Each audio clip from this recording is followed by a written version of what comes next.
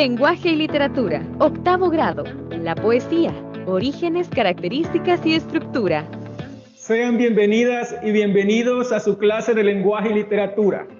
Este día estudiaremos la poesía, sus orígenes y las características. Haremos un recorrido por la literatura griega precisamente para conocer la lírica y también tendremos el apoyo de una escritora salvadoreña, una poeta. Para comenzar, te haré las siguientes preguntas.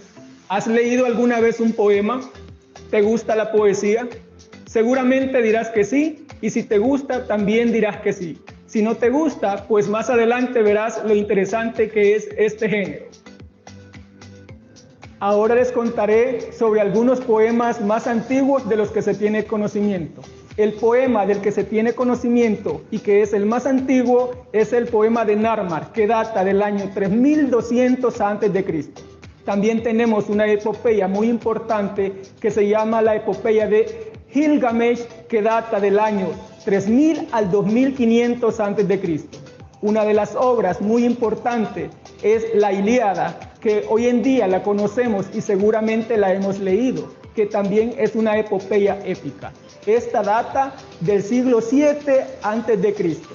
Así como estas obras, otras muchas, como literatura religiosa, filosófica, era considerada un arte, asimismo la historia.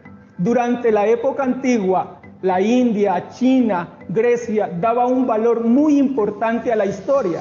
De ahí que muchas se conozcan a través de poesía. ¿Por qué? Porque era el género o la forma en la que se narraban estas historias. Las historias estaban escritas en verso porque era más fácil aprendérselas. Es decir, que los oradores o los poetas las cantaban y se transmitían de forma oral de generación en generación. Así llega hasta el siglo XVII a consolidarse la poesía como el género más importante. A partir de acá tenemos otros géneros, pero la poesía es el principal género literario de la historia. La palabra lírica proviene del griego líricos, que hace referencia a la lira, que era un instrumento musical con el que se acompañaban los cantos. Es decir, que la lírica como género surge entre los griegos a partir de cantos religiosos. Estos cantos eran acompañados con este instrumento que permitía acercarse al oyente, porque la lírica no estaba de forma escrita, sino que se transmitía de forma oral. Mencionaba anteriormente que esto permitió que fueran pasando de generación en generación. Los poetas siempre tenían este acompañamiento musical para poder deleitar al oyente. Ahora conozcamos las características de la poesía. Es un género literario que goza de belleza y sentido estético a través de la palabra escrita. Puede presentarse en verso o en prosa. Dependiendo de sus características, la poesía tiene una métrica rígida. Esto quiere decir que cada verso debe estar compuesto por cierta cantidad de sílabas. Se basa en un lenguaje figurativo, connotativo y que suele ayudarse muchas veces de la analogía. De esta manera, el mensaje que pretende transmitir un poema muchas veces no es literal, por lo que se encuentra oculto o entre líneas. Puede abordar cualquier temática. No obstante, muchas veces se relaciona con algún sentimiento humano, particularmente con el amor.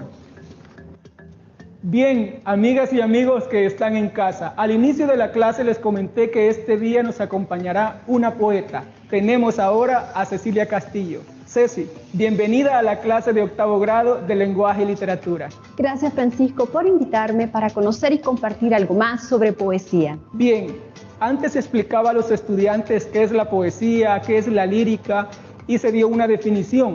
Sin embargo, nos gustaría conocer la definición o qué entiende por poesía usted que escribe.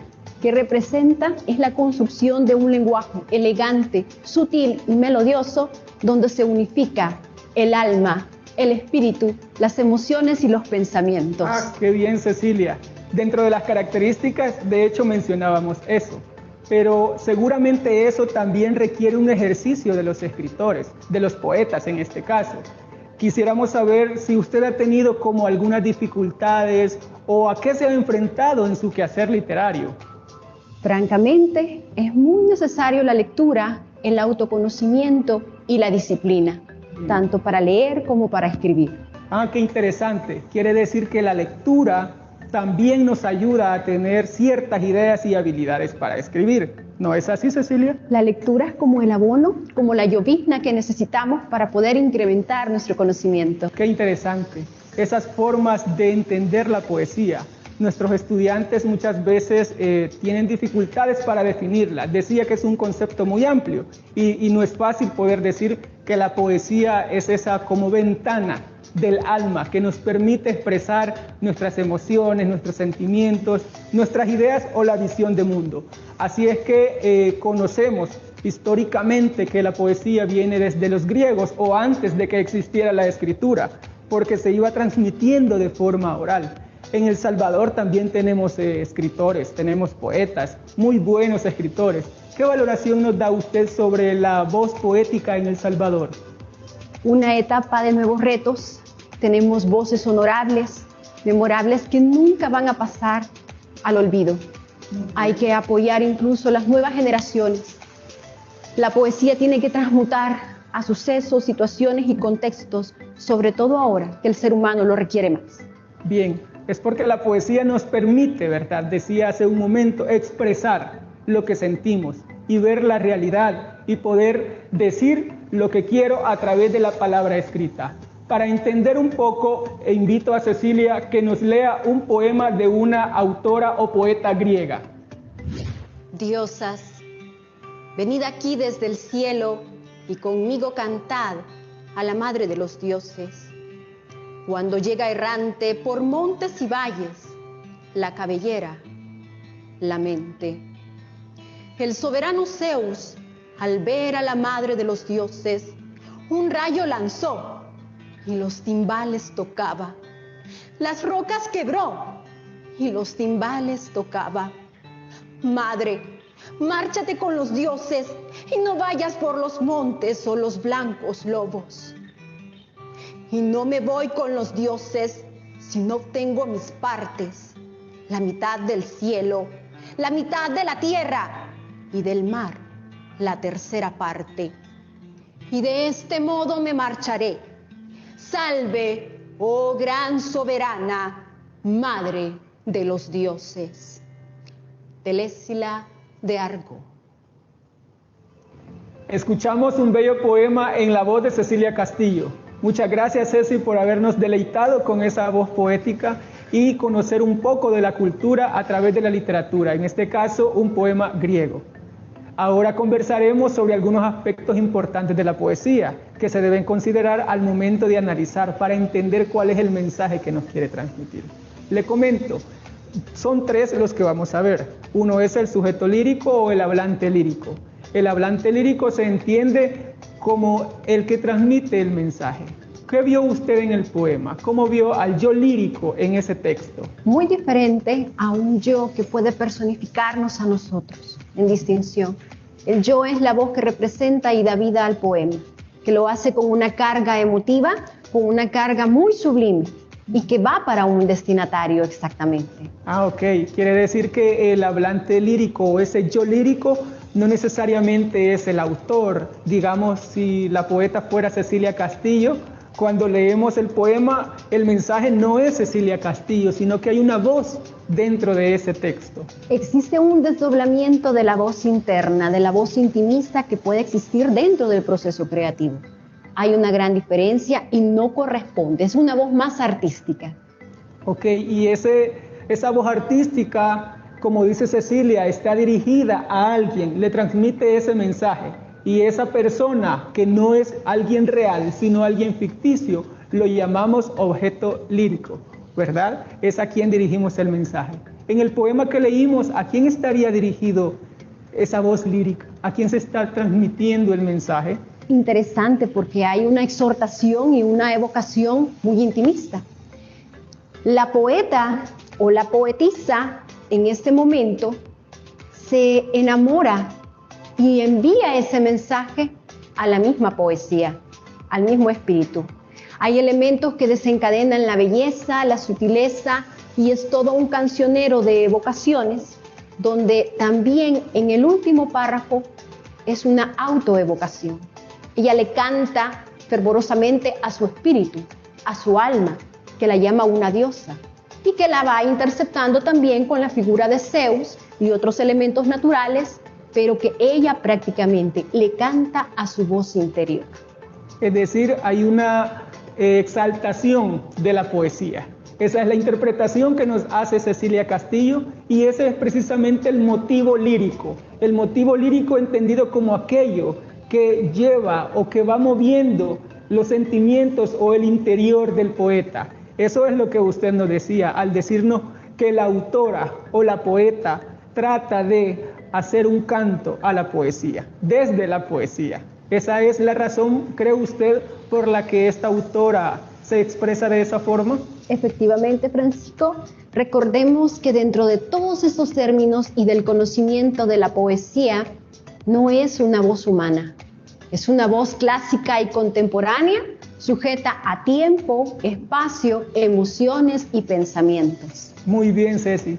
Eso es una muestra nada más del origen de la poesía. Hay muchas más, y que con el tiempo los estudiantes que están en casa podrán ir conociendo a través de las lecturas que tengan en la escuela, de forma individual, en su familia, irán conociendo toda esa gama de autores y autoras, en este caso poetas, que nos deleitan y que nos regalan una voz, decir su interior a través de la palabra escrita. También hay un ánimo, ese ánimo o estado de ánimo es el que se refleja en el poema, y lo identificamos con las lecturas que hacemos. Es decir, que no es algo que el autor lo puso, sino que Cecilia lo puede interpretar de una forma, Francisco lo puede interpretar de otra forma. Esto va a variar del contexto, del conocimiento y lo que cada uno maneje sobre la poesía. Por eso es interesante, y les decía al inicio, que probablemente no nos guste, porque algunas personas a veces dicen, es que la poesía no me gusta, me resulta aburrida, pero muchas veces es porque no hemos descubierto lo interesante y lo emotivo que hay en ella. Así es que vamos a pasar a otra parte, Cecilia, y es que usted también nos regale unas lecturas, pero de poemas suyos. En un momento mencionábamos que usted escribe, pues, ¿qué no quisiéramos? ¿Y qué no quisieran los que están en casa? Volver a escuchar a Cecilia Castillo. De mi libro Sinastría, poema 48. En esta casa habitan 1000 poemas, preñados del silencio y los espíritus, que entallan nuevas voces, nueva ofrenda, para la sed del vientre y sus remansos. En esta casa con miles de puertas, donde mis pies cabalgan remolinos, donde mi ombligo siembra su cosecha, en tu costado, en tu cintura abierta. Porque esta casa es alambrada, es tiempo, porque sus graderíos son hogueras, donde tus labios descifran el viento para posarse en mis pechos de luna. En estos ventanales crecen lento los nombres de los hombres que profesan el paladar que renace conmigo. Y es que esta casa de arrecifes negros, adoquinada por llovizna y niebla, hoy es la casa de tus 1000 encuentros, donde la piel se recuesta en el trigo para tocarnos todos estos siglos que como verso estallan en la piel. Hora. Es la hora del silencio. El corazón es un ciervo que tiembla por las habitaciones de la vida. Un mercenario que a diario levanta el ruido de tu floresta y aroma.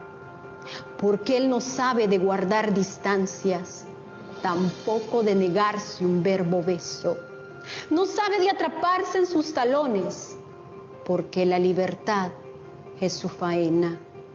Porque en horas como esta es tan amargo fundirse en la preñez de su agonía, mientras cual ciervo se posa en el alba con la sed tan sublime como caligrafía que hace verter el alma en la vestidura del poema. Así como la poesía de Cecilia Castillo, El Salvador tiene una serie de autores que nos han dejado un legado de textos poéticos muy interesantes.